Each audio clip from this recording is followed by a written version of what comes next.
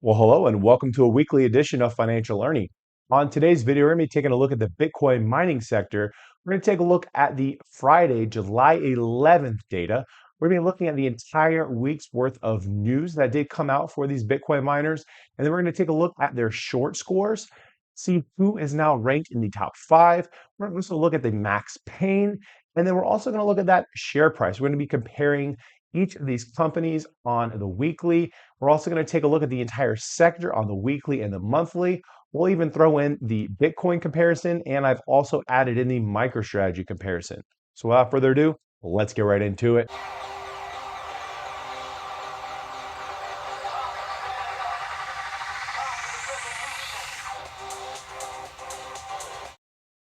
All right, and jumping straight in, there's going to be a lot to cover, so make sure you stick around. We'll be talking about the news at the end. And then I also wanted to share just a quick update on the Bitcoin mining sector's overall hash rate.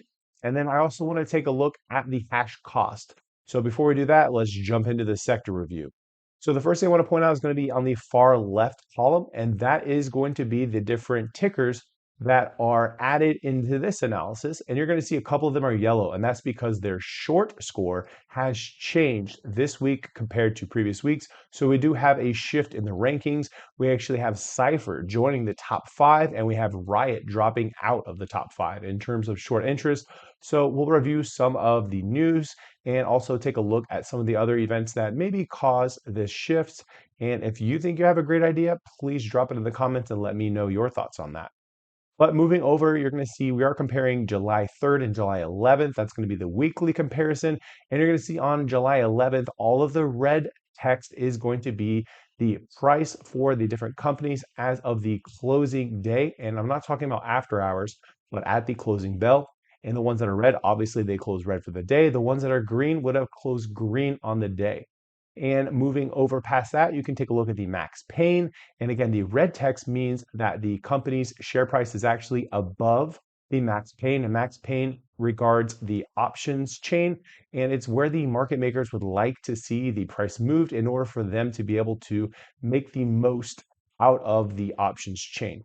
And then you're going to see the ones that are green. Obviously, those companies are actually below that max pain price. So again, it makes sense if the market makers want to make more profit, they're going to want to try to push the price a little bit.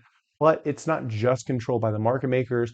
Retail is buying and selling these stocks, and you also have the large institutions that are putting in some pretty hefty buys. However, a lot of those buys end up being put in for the dark pool, so it doesn't always end up impacting the share price.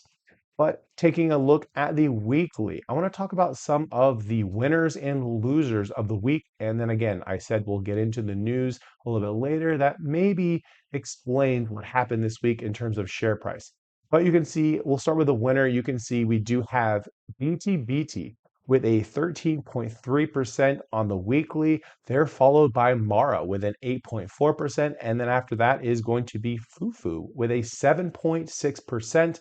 So jumping down into the losers, the largest loser was actually Core Scientific, and that was quite a surprise as they did announce that they are getting purchased by CoreWeave. That will take place in quarter 4.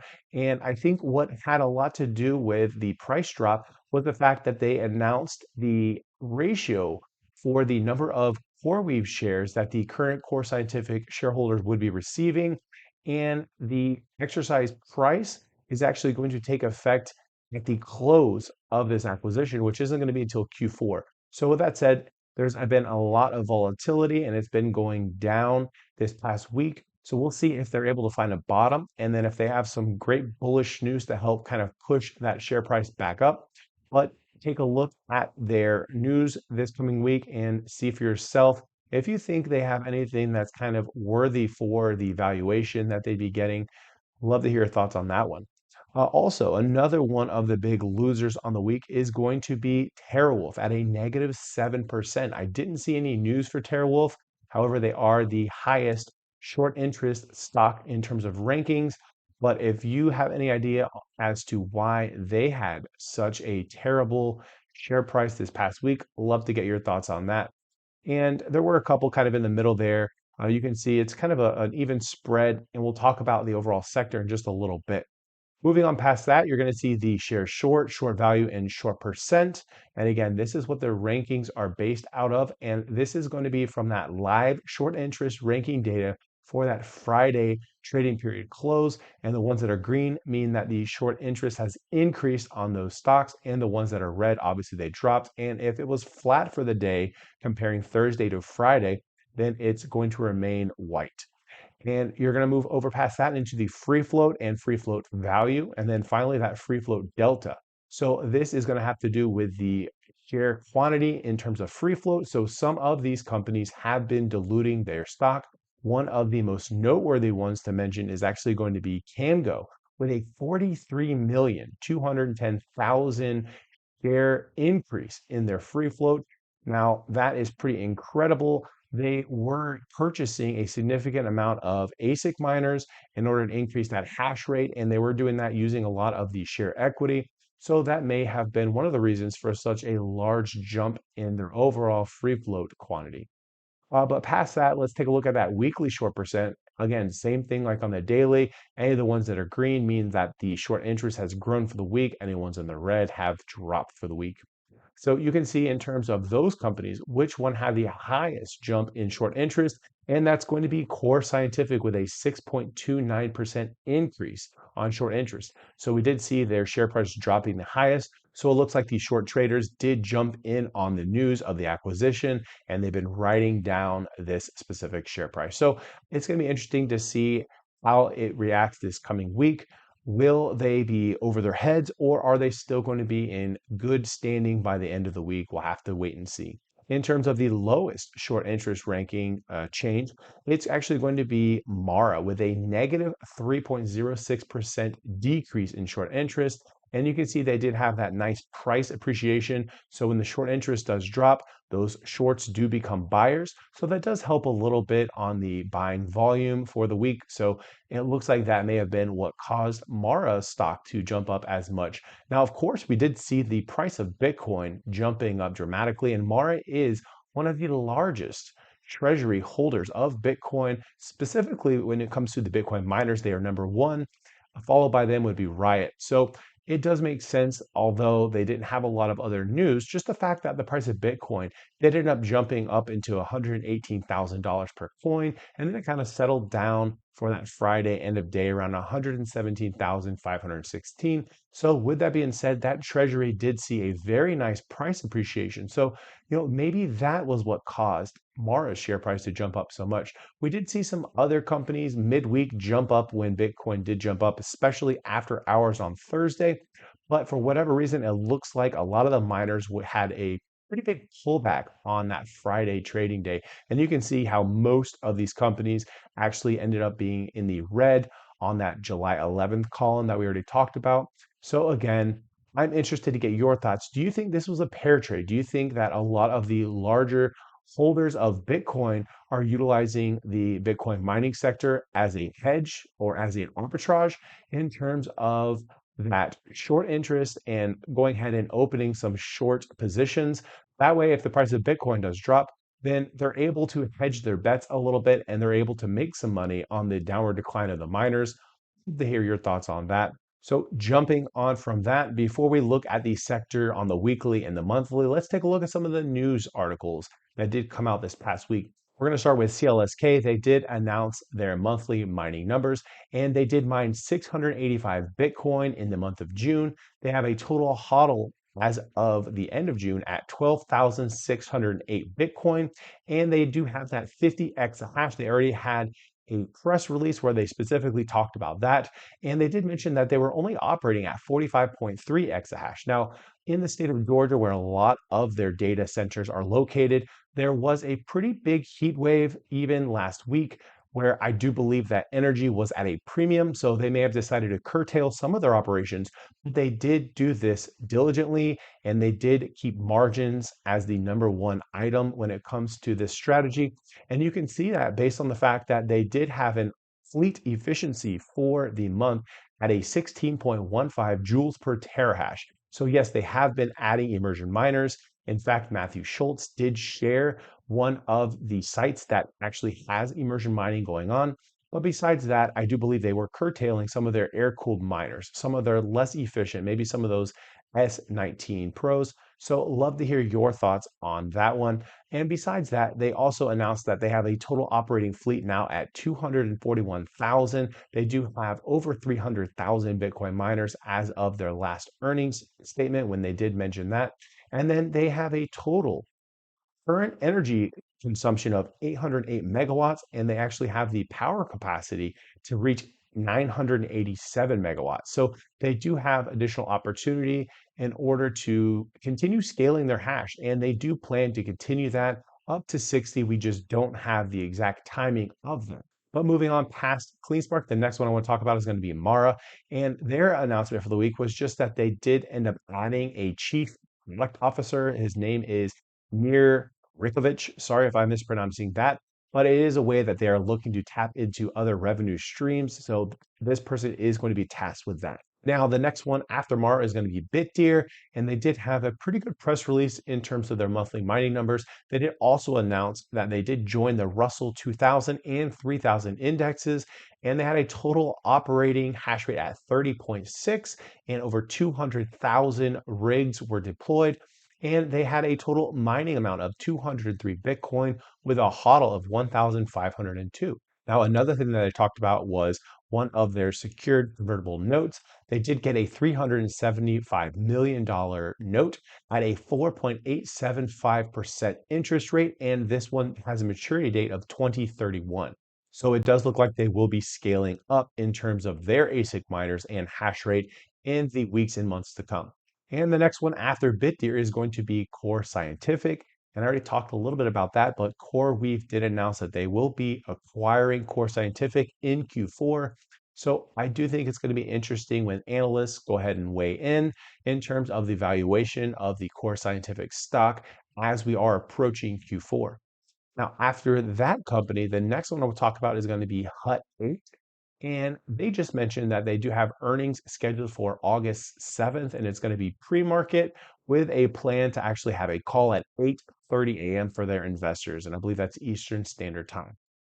Outside of Hut 8, the next one to talk about is going to be IREN. And they had a couple updates as well over this past week. One of them was a $550 million note. This convertible note did close, and they were able to get a total of 50 exahash installed, and their current operating hash rate is sitting at 41.1 exahash. Now, a couple other things in terms of that monthly mining update. Of course, we need to know their Bitcoin. They mined a total of 620 Bitcoin for the month of June, and their current fleet efficiency is sitting at 15 joules per terahash. So one other thing to mention is IREN has stated that they will be pausing any additional scaling of their hash rate and instead pivoting towards the HPC AI to continue building out those data centers. So I think with the price of Bitcoin appreciating, I'm wondering if some of these companies may be getting cold feet on their decision to pause and pivot. We'll have to wait and see if any of them actually kind of backpedal a little bit and decide to continue scaling. Looking at it over the past year, the price of Bitcoin has grown almost 100%, whereas the hash cost hasn't even hit 50%. So we'll take a look at that in just a little bit. So the next one after IREN to talk about is going to be BTBT. Their news was that they actually acquired a total of 100,603 Ethereum as of the last press release. And they have a total selling of Bitcoin of 280. And that was how they were able to raise some additional cash in order to be able to purchase this Ethereum. And they also mentioned that they do plan on buying more. So I think it's going to be interesting to see when Sam puts out that next announcement. How's the market going to react to the Ethereum treasury increasing? We'll have to wait and see. And one other thing to mention is that there has been some chatter and discussions on White Fiber's IPO that's in process. So we're interested to see if they give us a date as to when this IPO is going to be launched, and then what will the initial price come in at. And after BTBT, the next stock I want to talk about is going to be Canaan. And they actually announced a total Bitcoin mining of 88 Bitcoin with a HODL at 1,484. And then they have a total operating hash rate at 8.15 with an efficiency of 26.3 joules per terahash. And then lastly, they talk about their overall energy capacity. They have a total of 216 megawatts. So again, Canaan put out that press release, and that was the only news we had. Now they did close green on the week, but let's continue on past Canaan. The next one I want to talk about after Canaan is going to be Hive. Now, Hive put out a press release in terms of their monthly mining numbers, and they had a total of 164 Bitcoin mined, and 11.4 is their new hash rate amount. Now, after putting out this press release, they just put out a press release stating that they did hit that 12 exahash. We'll talk about that in just a little bit. But moving back into the mining press release, a couple other things to note is that their efficiency is currently sitting at 20 joules per terahash, and they did get one of their hydropower sites energized, and that had a hash rate at 0.4 exahash as of this press release. And this site was at Iguazu. And another thing that they did mention is they put out a 2.8 million share RSU, and they're going to have a total goal to hit 12 Bitcoin per day by the end of the year. So that's going to be interesting to see if they're able to achieve that. And then their management team will be able to reap the benefits in terms of some additional share compensation for that. Now, one other thing to mention is their subsidiary, just like BTBT has white fiber, Hive has a subsidiary called Buzz, and Buzz has a total of 7.2 megawatts for HPC data centers. And one other thing to note on that press release, they did give some really good transparency to the shareholders by mentioning that over this past quarter, they did end up raising $70 million, again, over the past 3 months.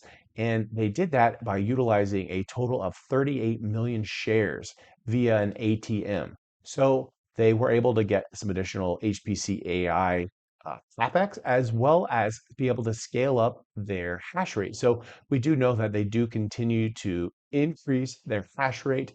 And with 12 exahash currently under their belt, they have an annual run rate of $250 million. Now, the next one I want to talk about is going to be BitFuFu. This is the last news update we got for the Bitcoin mining sector. And their announcement, again, was their Bitcoin mining production numbers. So they have 36.2 exahash. And out of all that exahash, only 3.8 of that is fully owned by BitFuFu. And they have an efficiency of 20.1 joules per terahash. They have an overall energy infrastructure currently sitting at 728 megawatts, and they did mine a total of 445 Bitcoin over the month of June, and they have a total of 1,792 Bitcoin currently in their treasury. They also mentioned an 80 megawatt Ethiopia hydropowered mining site. So I think that's going to be pretty interesting to see them get this in production as well. But it is good to see that some of these Bitcoin miners are going green and looking for some renewable energy footprints. But moving on from all the news, hopefully that helped put a little bit of price discovery in terms of the different press releases and what we saw in the weekly. But outside of that, let's look at the overall sector for the week. So for the week, there was a slight increase on the overall short interest. There was an additional 22,183 shares being added to the short interest side of the float. And then the short percent increased by 0.38%. And then in terms of the overall free float, again, adding all of the dilution up together, you're going to see that there was an increase in this sector of 48,550,000 shares. And of course, a large chunk of that did come from CanGo. Now, in terms of the price for the free float, it actually decreased by about $780 million, and that equates to about a negative 2.51%. Now, when you compare it against the month is still looking pretty good. Now, as I mentioned in the last week, we did see a really nice monthly price appreciation, and it's still holding pretty steady. Now, in terms of the short interest on the month, it's actually dropped by about 30,764 shares, and then the short percent dropped by negative 0.22%. So again, a reduction in shares shorted over the last month. And then in terms of the free float change, there was an additional 218,950 shares being added to this sector float. And the overall free float value is still $7,458,000,000 better than it was 1 month ago. And that has a free float value of 32.61% increased. So again, still looking good on the month, even though we did have a little bit of a bumpy weekly. even with the price of Bitcoin hitting all-time high. So I'm interested to see if we see some additional price action on the positive direction for the Bitcoin mining sector, or will there be a continuation of the pullback that we did see on Friday? Love to hear your thoughts on that as well. Now let's compare the price of Bitcoin compared to this sector. You can see here that the price of Bitcoin as of the closing on Friday was 117,516, and as of July 3rd, the price of Bitcoin was 109,647. So a $7,169 increase, or a 6.7% on the weekly for Bitcoin. Now, when you look at MicroStrategy, as of the Friday close, it was sitting at $434.58. That is an increase of $30.59, or 7%. So MicroStrategy and Bitcoin did close the week in the green. The overall sector for Bitcoin miners actually closed the week in red. Now, when you compare each of these individual companies, three companies did actually outpace the price of Bitcoin and MicroStrategy in terms of the percent increase, starting with BTBT and then Mara, and then finally BitFuFu. So interesting that we did see a couple of these companies still see really nice price appreciation.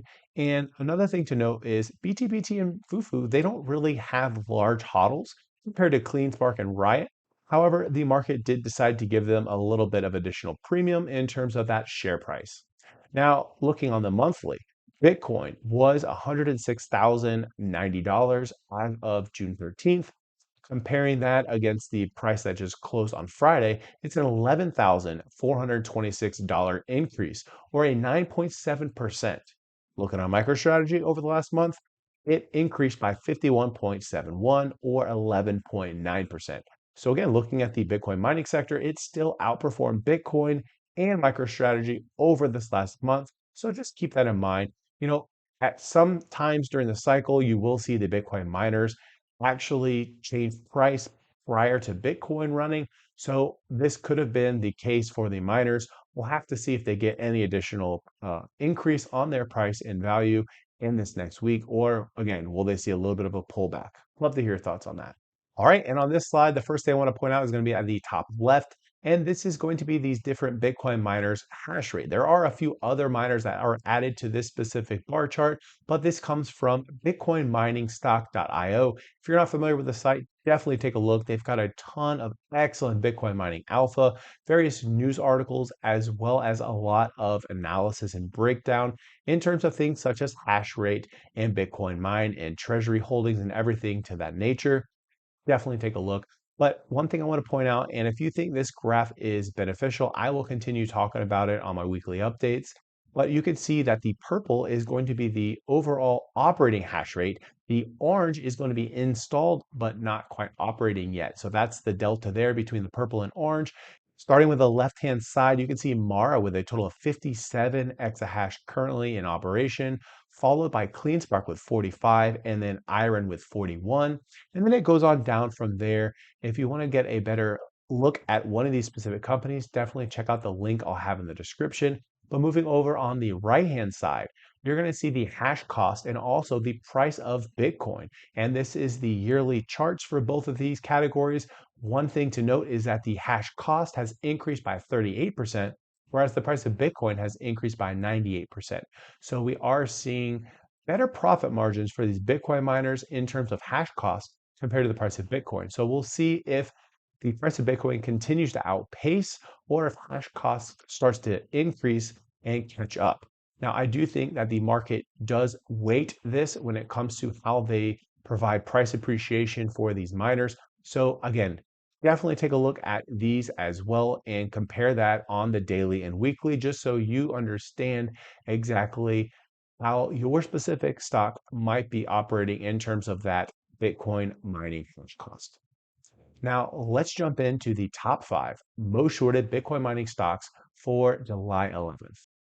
And coming in at number 5 on our list is going to be BitDeer. That is ticker symbol BTDR. They had a short interest with respect to a free float of 24.7%. Comparing that to a week ago, it was 25.94. So a drop in short interest for BitDeer.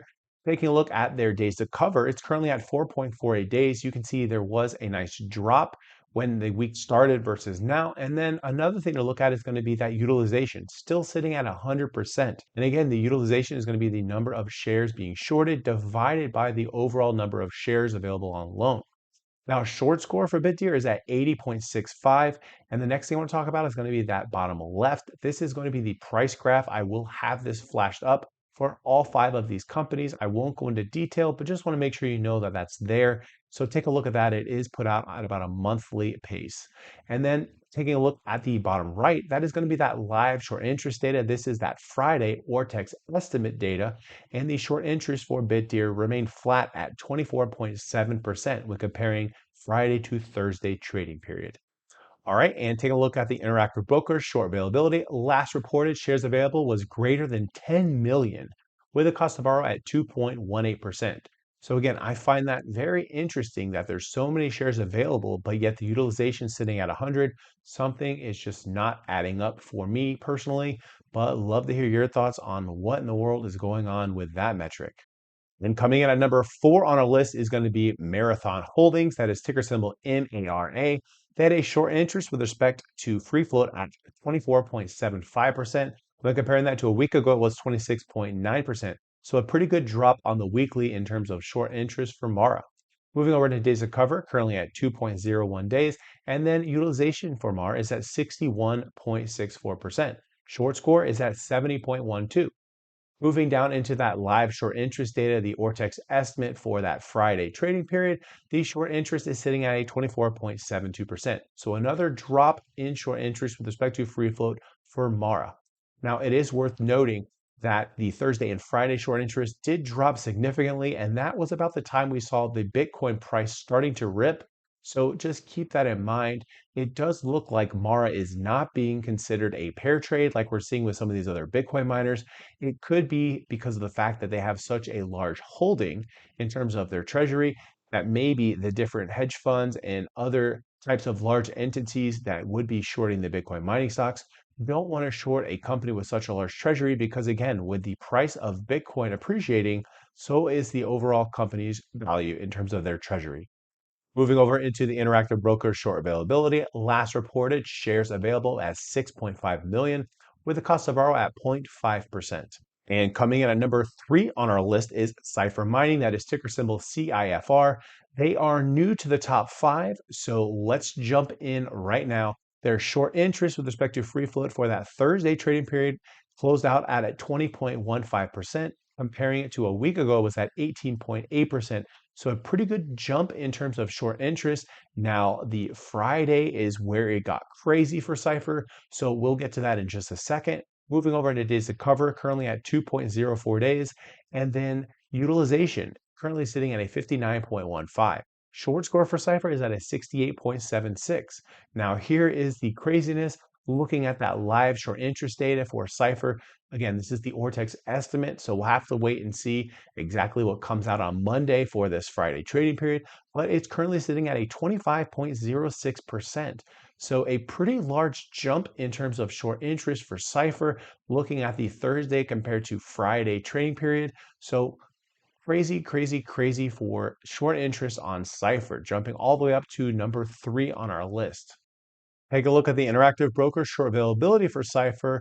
The last reported shares available was 2.6 million at a cost to borrow of 0.47%. Coming in at number 2 on our list, they were number 5 last week, is CleanSpark. That is ticker symbol CLSK. They had a short interest with respect to free float of 25.3%. On that Thursday trading period, when you compare that to a week ago, it was 23.8%. So an increase on short interest with respect to free float for CleanSpark. Moving over to days to cover, currently at 2.67 days, and then utilization is at a 71.33%. Short score is at 73.58. Now, I do want to show the price action for CleanSpark. I'm trying to make sense of the jump up in short interest rankings, but you can see that back on about the 21st of the month there in June, they were trading around $8.70 or so, and then closing on Friday, they dropped down to 12.65. They did touch over 13, actually hit 13.51 on that Friday trading period. So they had a pretty crazy couple of weeks here.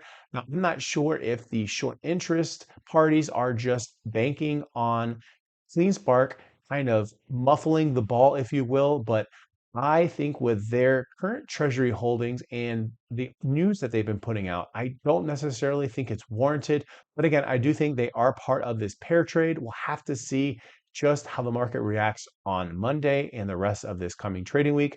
But moving over into that live short interest data with respect to free float for CleanSpark, and this is that Ortex Friday estimate data, it's sitting at a 25.51%. So a jump in short interest with respect to free float for CleanSpark when comparing the Thursday and Friday trading periods. And taking a look at the Interactive Broker short availability, last reported shares available for CleanSpark was sitting at a 6.9 million with a cost to borrow at 0.46%. And coming in at number one for another week in a row is TeraWulf. That is ticker symbol WULF. They had a short interest with respect to free float of 31.26%. When you look at that from a week ago, it was 29.71. So an increase on that short interest with respect to free float for TeraWulf. Moving over to days to cover, currently at 2.04 days. Utilization is at a 58.59%. Short score is at a 67.39. Looking at that live short interest data for TeraWulf, and this is that Friday Ortex estimate, it's at 31.14%. So another increase on short interest compared to that Thursday trading period. And taking a look at the Interactive Broker short availability, last reported shares available was 5.3 million with a cost to borrow at 0.5%.